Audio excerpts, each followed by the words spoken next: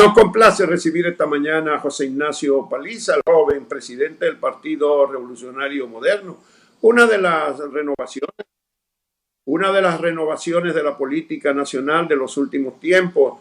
Paliza, ustedes han estado embarcados en las últimas 2 o 3 semanas en la organización de lo que han denominado Cumbre por la Unidad Nacional y por la unidad y la recuperación nacional.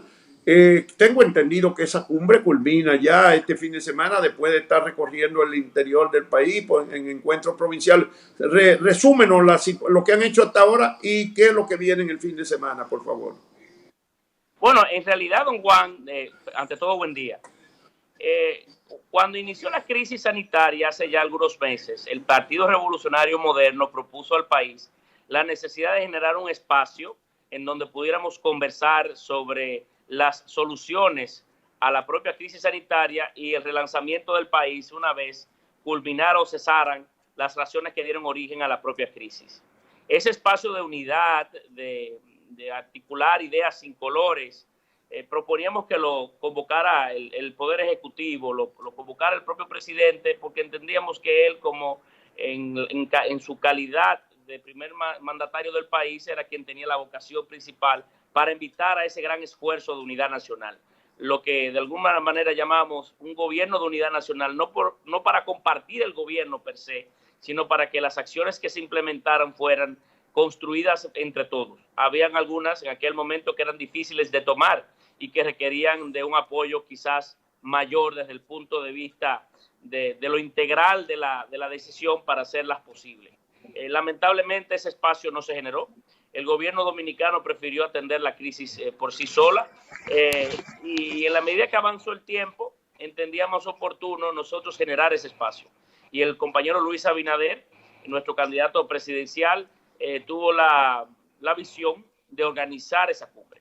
Es una cumbre un espacio de diálogo que se ha ido desarrollando en todo el territorio nacional, que tiene miles de entidades de la sociedad civil organizada que han participado, desde iglesias a juntas de vecinos, a entidades empresariales, a ciudadanos de buen nombre, comunicadores.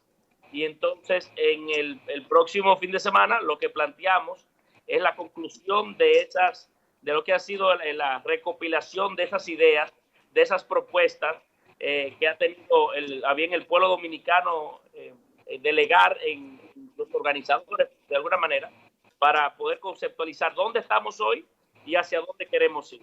Es un espacio que ha confirmado desde el principal empresariado o conglomeraciones de empresariado del país hasta las entidades más básicas de la sociedad dominicana, como es una junta de vecinos. Un interesantísimo espacio que serviría de insumo para atender mejor la crisis y para relanzarla una vez pueda tomar posesión una nueva gestión gubernamental a partir del próximo 16 de agosto.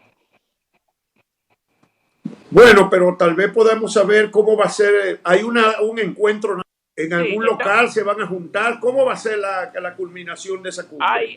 Será una combinación de reuniones presenciales y reuniones virtuales que se llevarán a cabo. ¿Es presencial o es a través de...?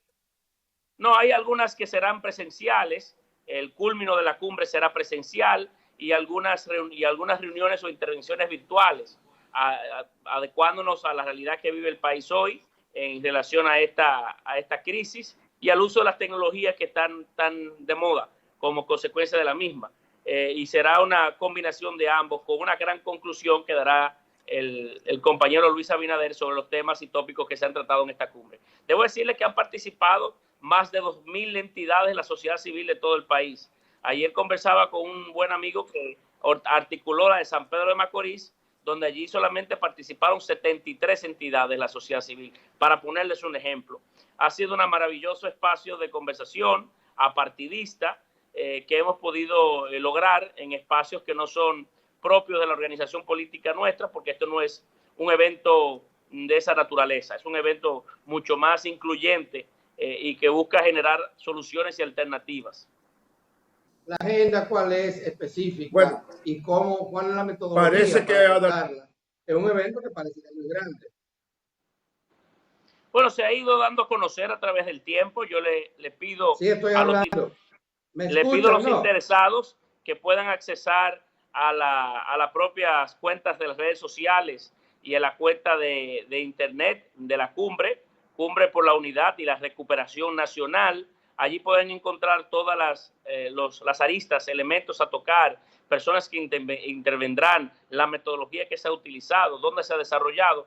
Todas las informaciones que ustedes pueden tener a bien necesitar respuesta, pues la pueden encontrar de allí. Además, que algunos de esos espacios las informaciones han sido siendo transmitidas y algunas también lo serán en directo en la parte de la culminación de la cumbre. Así que cualquier interesado, inclusive pudiera estar a tiempo, puede accesar a través de las redes de la propia cumbre, así como de las cuentas de internet de Cumbre de Unidad y Recuperación Nacional, y allí tendrá todos los pormenores de este gran espacio que ya, como le he expresado, se ha desarrollado en toda la geografía nacional, en todas las provincias del país, en sus comunes cabeceras y en algunos casos en municipios secundarios, en provincias específicas, con un gran éxito y una participación muy integral, muy incluyente.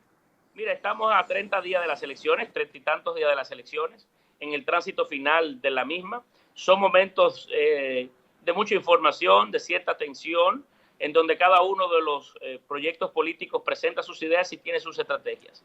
Nosotros hemos venido elaborando las nuestras y hemos venido construyendo un discurso de cambio que durante el trayecto de este largo periodo electoral ha ido calando y ha ido tomando espacio en el electorado dominicano. A esta hora, para mí, la gran mayoría, casi todo el pueblo dominicano tiene una decisión tomada en torno a su voto. Las elecciones debieron haberse celebrado hace 2 semanas. Por tanto, ya el electorado dominicano tiene una visión terminada para ese momento. Y los estudios de mercados que hemos realizado, los mismos no han cambiado. Las variaciones que se han dado no han sido importantes y el mercado electoral, no obstante la crisis, que siempre generan las crisis, realidades no previstas, ha vuelto a colocar el mercado electoral o ha colocado el mercado electoral donde se encontraba previo a la propia crisis. No hay dudas de que tendremos un triunfo en primera vuelta, que el compañero Luis Abinader será presidente de la República y que el país podrá seguir avanzando democráticamente en la consolidación de su democracia, ahora con una alternatividad en el poder, un cambio de gobierno y un cambio de organización política. Será importante la responsabilidad que tiene el PRM y que tendrá Luis junto a fuerzas aliadas de lograr no solamente un cambio político, sino un cambio real en las formas y en la propia ejecución del gobierno, porque es lo que espera el pueblo y es el compromiso que hemos hecho, sino que generaría un estado hasta de frustración, si se quiere, del electorado que ha visto en nosotros una alternativa. Aún quedan elementos en la Junta Central Electoral por mejorar, temas por discutir y acordar, siempre son naturales en el orden político dominicano, porque las instituciones aquí, y la Junta no es una excepción, siempre ha tenido importantes grados de debilidad histórica, y que nosotros tendremos que ir trabajando en los próximos días y semanas para tener un proceso electoral mucho más fuerte. El voto en el exterior es parte de ese reto, porque la organización del mismo ha comenzado tardío por las discusiones y el debate que ustedes conocen, el país conoce, y tenemos que buscar la manera de garantizar la idoneidad del voto y más aún la transparencia que se requiere en todo este proceso. Por eso ayer, por ejemplo, el partido elaboró un recurso de reconsideración, porque la ley nueva electoral estipula que por cada nivel de elección los partidos políticos pueden tener un delegado. Entiéndase que un partido puede tener hasta 3 delegados. Y eso hay que recuperarlo, porque no solamente es de ley, sino que genera mayor nivel de transparencia y tranquilidad a los actores políticos del sistema. Pero estamos muy optimistas y entendremos que el próximo día 5 tendremos un nuevo presidente de la República en primera vuelta. Pero ustedes llevaron una instancia ante la Junta Central Electoral el pasado viernes, donde el PRM pide que se sancione a más de 90 funcionarios que son candidatos y no han tomado la licencia que indica la ley. Ustedes tienen sustento para eso, porque ayer vimos que el PLD negó enfáticamente eso y llevó una instancia en sentido de que la Junta desconozca o rechace esa petición de ustedes. No es una solicitud nueva la que hemos hecho, es una reiteración, porque hace algunos meses anteriores, en el marco de las primarias simultáneas, hicimos también una denuncia similar. las propias leyes, las nuevas leyes de República Dominicana dan cuenta de que un funcionario público no puede tampoco utilizar la propia función para establecer o impulsar una candidatura desde allí, o para impulsar una candidatura de un tercero, en este caso de un candidato presidencial. Porque hay que recordar que en República Dominicana, y fue de alguna manera una concesión que hizo el legislador a esa idea, las instituciones son tan débiles que los funcionarios públicos utilizan los recursos públicos a sus anchas como si fueran suyos. Y eso es lo que tenemos que cortar. En otros países quizás esa iniciativa o esa idea no tuviera tanta precisión o tanta necesidad, porque no existe esa confusión, por decirlo de alguna manera, de algunos funcionarios públicos entre su dinero propio y los dineros públicos.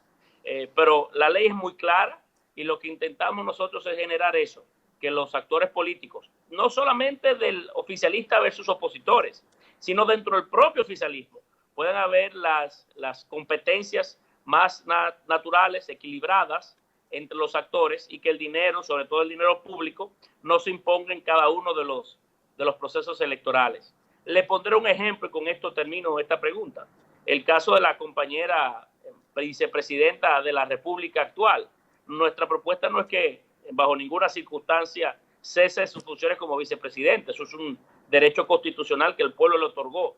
Pero resulta que en este proceso electoral, una persona que nunca lo había hecho ya ha tenido varias alocuciones públicas haciendo notar los planes sociales que ella dirige, cómo se van a imponer y cómo van a ampliarse y cómo han ido creciendo o escalándose a la medida que ha avanzado el tiempo.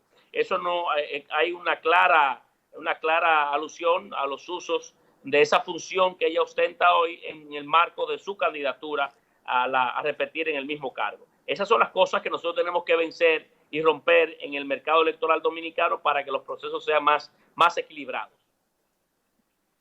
Bueno, y que con relación a la organización del proceso por parte de la Junta Central Electoral, además de estas dos instancias que ustedes han elevado, por un lado, la de pedir que sean separados del gobierno los funcionarios públicos que aspiran a cargos electivos, y por otro lado, el que se mantenga la decisión que ha tomado la Junta de permitirle a los partidos políticos tener delegado por cada instancia electoral. Además de esto, ¿ustedes tienen alguna otra propuesta, alguna otra queja, algún otro planteamiento con relación a la marcha de la organización de las elecciones? Sí, claro. La fundamental de todas, la que creo que tiene más peso, es la necesidad de hacer cambios importantes en la división de informática de la Junta Central Electoral y en otras, pero sobre todo en informática. Si asumimos como correcto el informe dado por la Organización de Estados Americanos sobre las elecciones fallidas de febrero, en donde culpabiliza a la Junta Central Electoral a la incompetencia o negligencia, sobre todo del Departamento Informático, obliga a eso por demás a que se hagan profundos cambios en ese órgano. No solamente de sustituir a su encargado, sino a casi toda la estructura interna.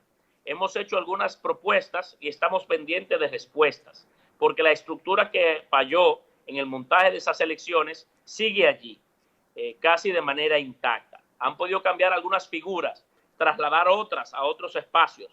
Sin embargo, la estructura casi completa está allí. Y los actores políticos requieren de mayor nivel de tranquilidad y de participación en el montaje de todas las instrumentaciones tecnológicas de las votaciones, para que entonces el resultado pueda ser uno de más precisión o de más conformidad a los actores. Y eso es una tarea pendiente de la Junta. El tiempo va pasando y algunas veces entendemos que se nos pretende cansar o darle larga al tiempo para que sea luego el tiempo el que no permita hacer los cambios que se requieren. Este fue un departamento que falló, que conculcó el derecho de millones de dominicanos a expresarse, que llevó a este país al filo de una crisis, que movilizó a miles de dominicanos a protestar y que puso entredicho todo el sistema político dominicano. Entonces no puede ser bajo ninguna circunstancia que esas personas se mantengan allí y que la Junta haga caso omiso a los bispos. Esos espacios requieren de que puedan ser intervenidos y puedan darse la participación a los actores políticos para que puedan de alguna manera también seguir los trabajos que se vienen dando en esa división de informática. Bueno, vamos a agradecerle muchísimo a José Ignacio Paliza, al presidente del PRM, que haya aceptado conversar esta mañana con nosotros, desearle muchos éxitos en esa cumbre por la unidad y la recuperación nacional. Muchas gracias, José Ignacio. Suerte. Muchas gracias. Buenos días, don Juan.